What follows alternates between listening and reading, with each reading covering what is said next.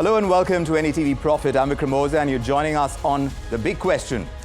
And let me begin by setting out the EdTech story in India because that's our focus. Just a few years ago, EdTech was India's most exciting story. When the pandemic shut down classrooms, millions of students, they turned to screens and Byju's had become a household name.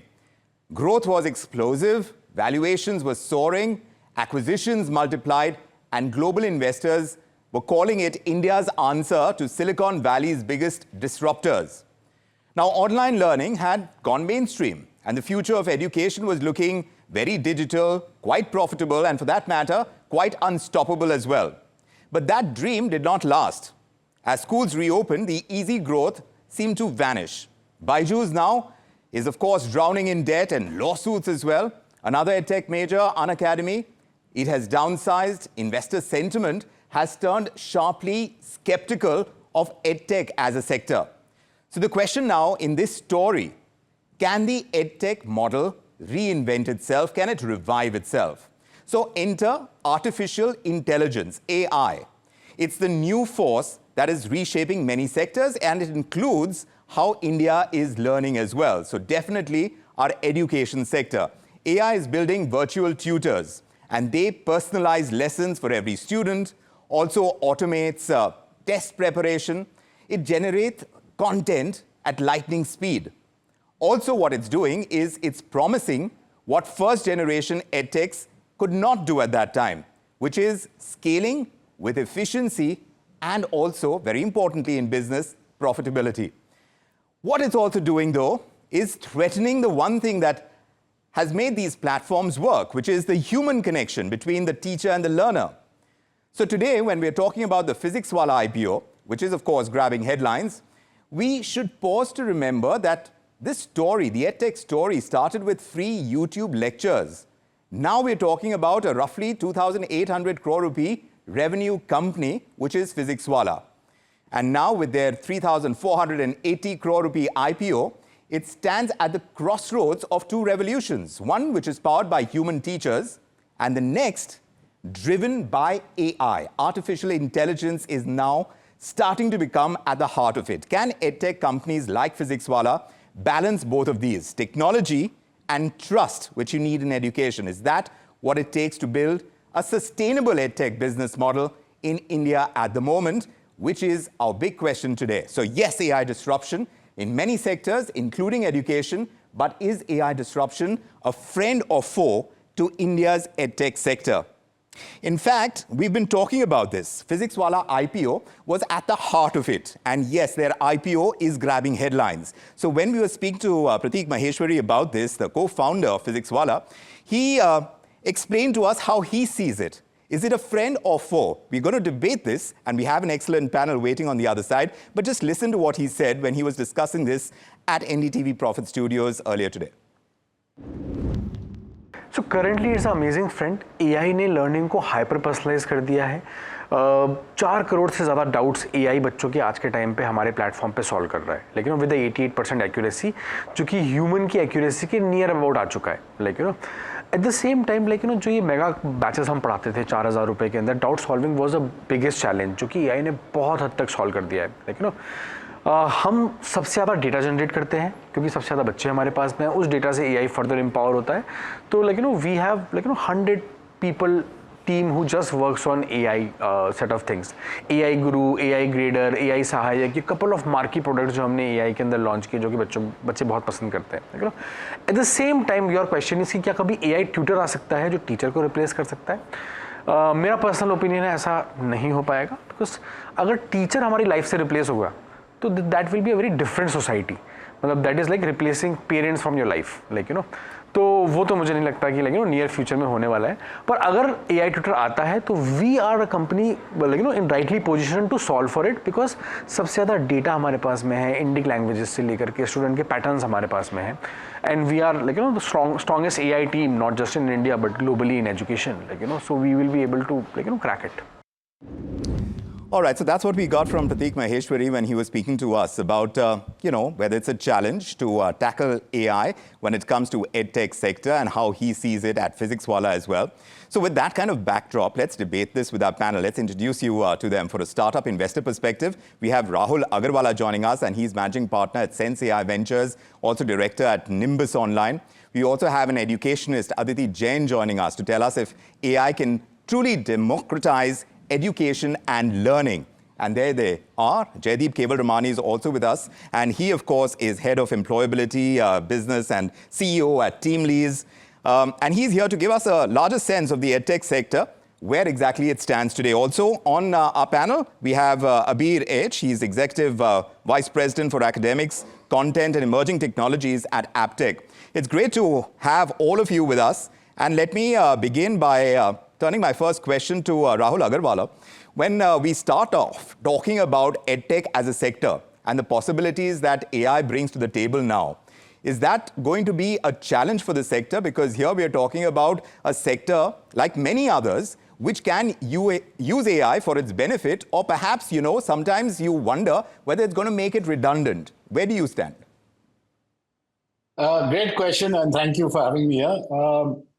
I think the key, so if you look at education didn't change for many, many years, right? I mean, if you got a teacher from the 1900s also into a modern classroom, it was still the same. There's a blackboard, chalk, and that's how teaching was done.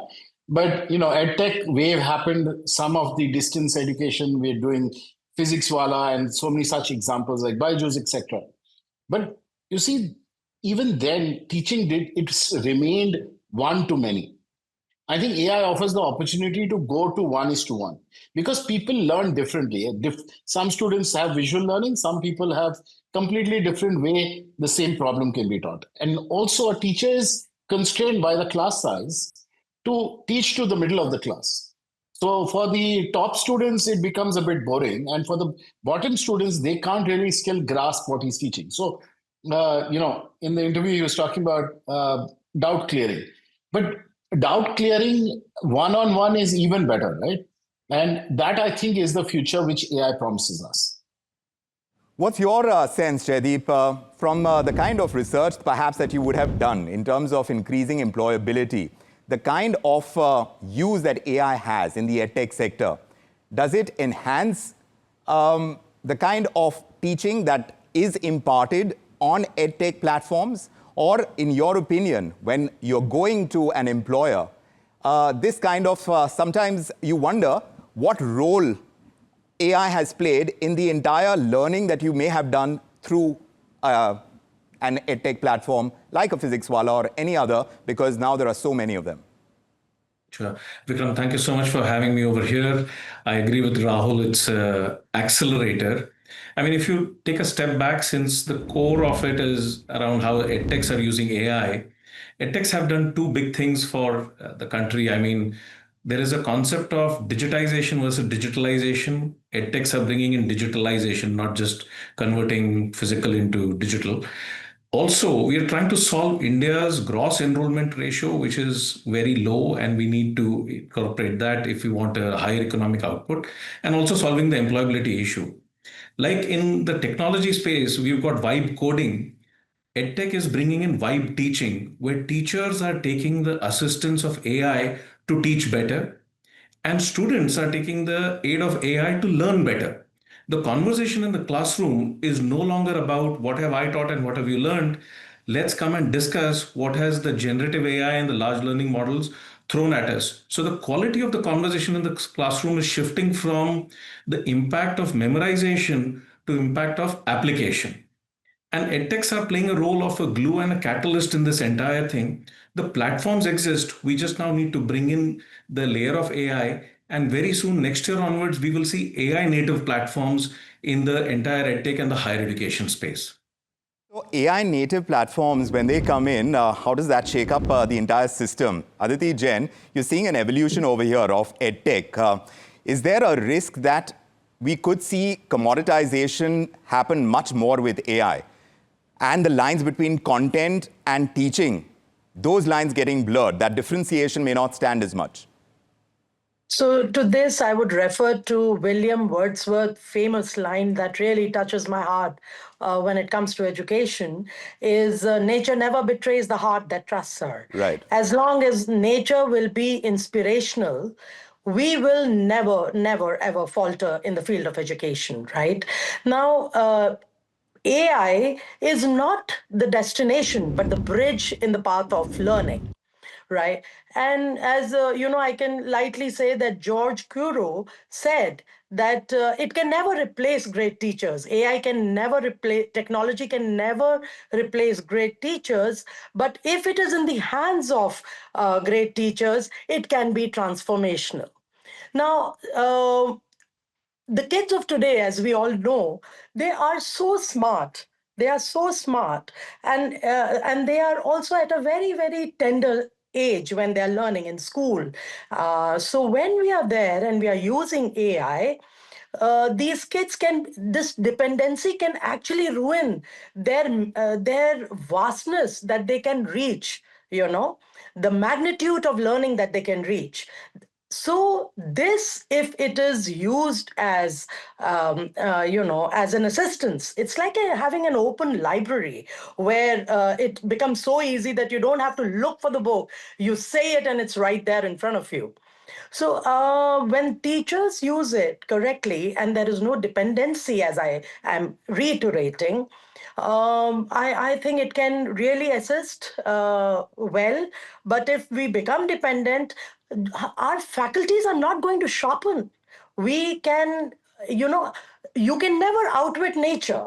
We have the multitude. That point, one has Yeah. to accept, Aditi, at this stage, when we're talking about uses of AI, when it comes to education in particular, that bit, Abir seems to be nodding and kind of saying he's in the teaching business as well. So tell us, Abir, from your perspective, the kind of lines that were quoted right at the outset by Aditi, that kind of knowledge does not require dependence on AI. She's quoting from what she's picked up over a period of time. And that perhaps is something we may lose if we have increased dependence on AI. Is that a real risk, and does it change the business model because of it? Because at the end of the day, consumers may make a choice depending on what you're going to be, or at least the projection is going to be of someone who's going through the learning process at the end of an AI-driven module or something that is going to be non-AI driven and more natural, like Aditi is pointing out. Thanks, Pratik, for having me, and Vikram for having me over here in this call. See, a couple of points which my fellow colleagues has already mentioned. Obviously, AI will not going to replace any teacher, and it's going to be complementing a teacher, right? Whatever may be the subject. The subject may be, formal education, maybe vocational, and any stream of learning. It has to be complemented because teachers brings empathy, right? So that cannot be replaced by an AI model. Yes, AI can be helping us in mass addressing students' query, because on an EdTech segment, since we are addressing that segment, more student mean more teachers for doubt solving, more operational challenges. So what we can probably look at, the AI layer will actually be used very, very efficiently by EdTech segment by converting the repetitive task into more efficient workflow, while teacher remains the core of it, the delivery remains the core of it. But the physical essence should be there, whereas the operational, hazards, or what we call it as a repetitive task, that's where AI so comes in. Are we aiming for efficiency over here? Rahul Agarwal, AI, is it going to end up being a tool to, cut costs, boost margins? Because in that sense, we could be confusing efficiency with real education. Yeah, so one, I think efficiency, of course, AI will deliver, right? But that's a very limited view. I think the key piece, Jaideep, I think, spoke about the gross enrollment ratio. In India, that is the government claims it is somewhere in the 30s. That means there are more students of college going age, which are outside of college than are in college. What about them? Right? They don't have access to any teacher. Our country is vast. We can't even train as many teachers as we require to get, let's say, our gross enrollment ratio to the government target of 50%. So how are we going to solve this problem? When you start looking at it at the macro level, I think AI is the only solution. And when you start thinking of an education system in which AI is embedded, then you'll come up with a different structure.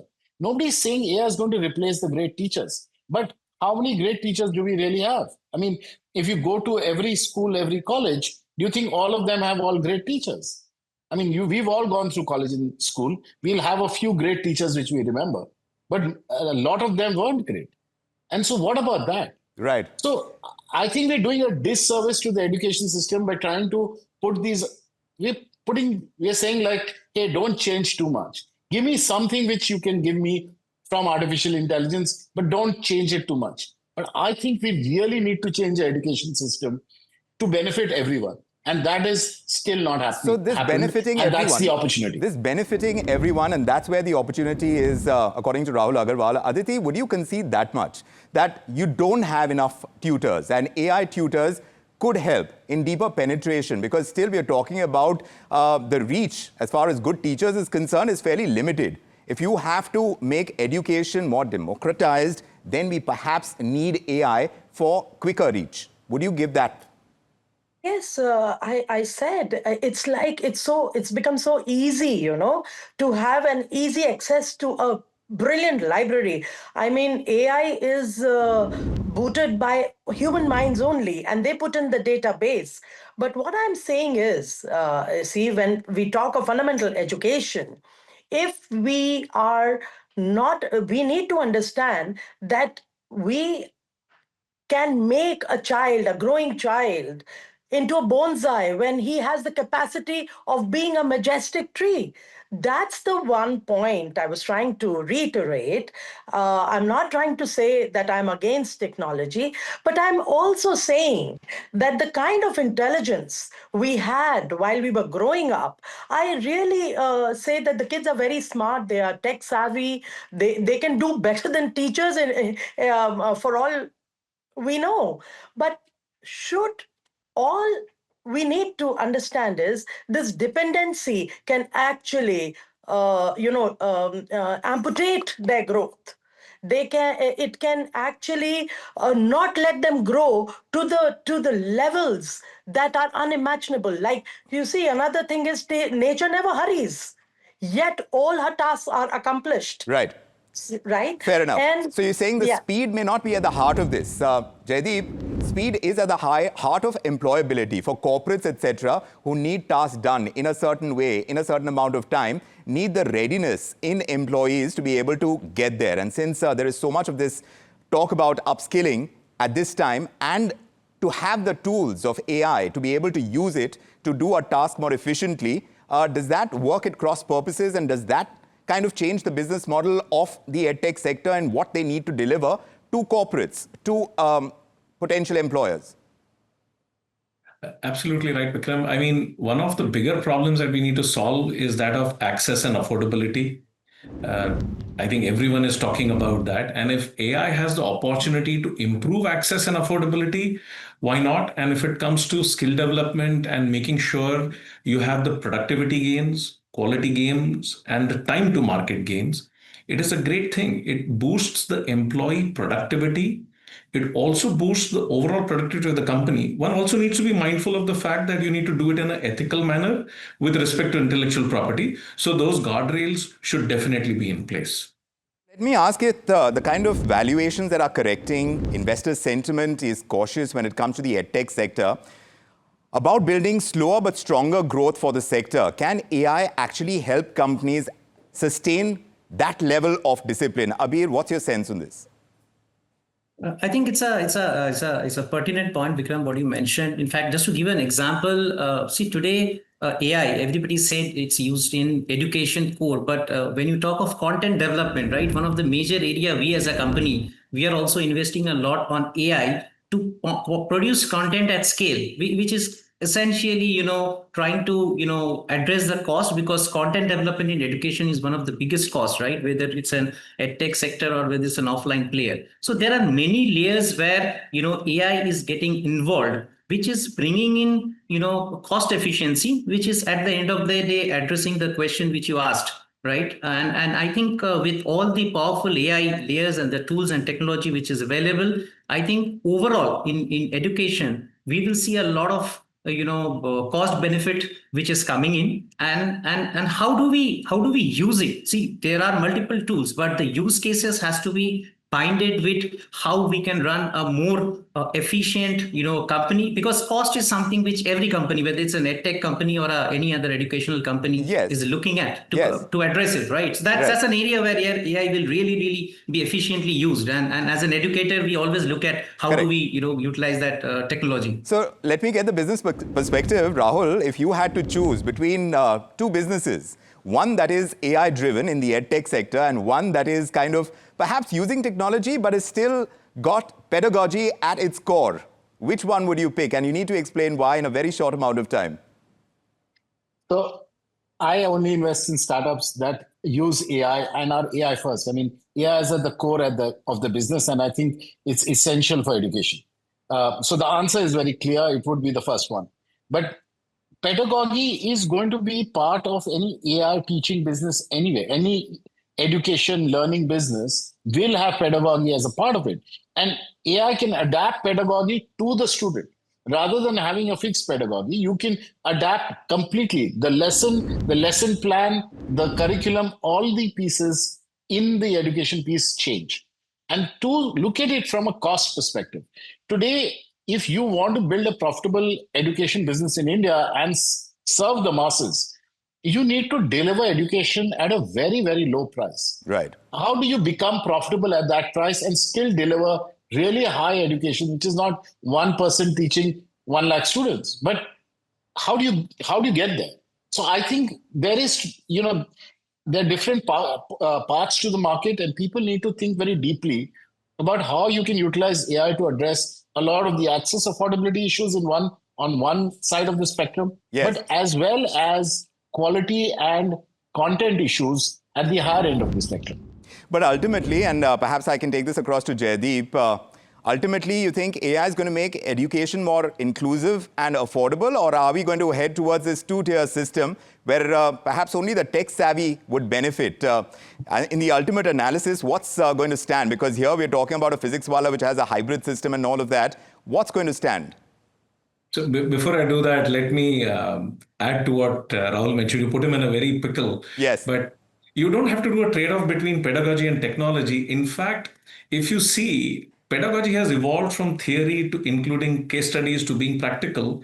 This is a new evolution where you include AI and vibe teaching as a part of it. So it's evolutionary in nature, not a trade-off between one and two. But to answer your question, Vikram, affordability and accessibility is the game of edtech. Right. If we don't bring technology to drop the price points at which high quality higher education can be made available to every youth in this country, Yes. then we are not solving the problem of employability and the gross enrollment ratio. Well said. It seems like at the heart of it, education is still about trust and connection. You can't take away that, at least at this stage. I don't know if AI is going to replicate that, and perhaps the evolution of AI is going to answer that question.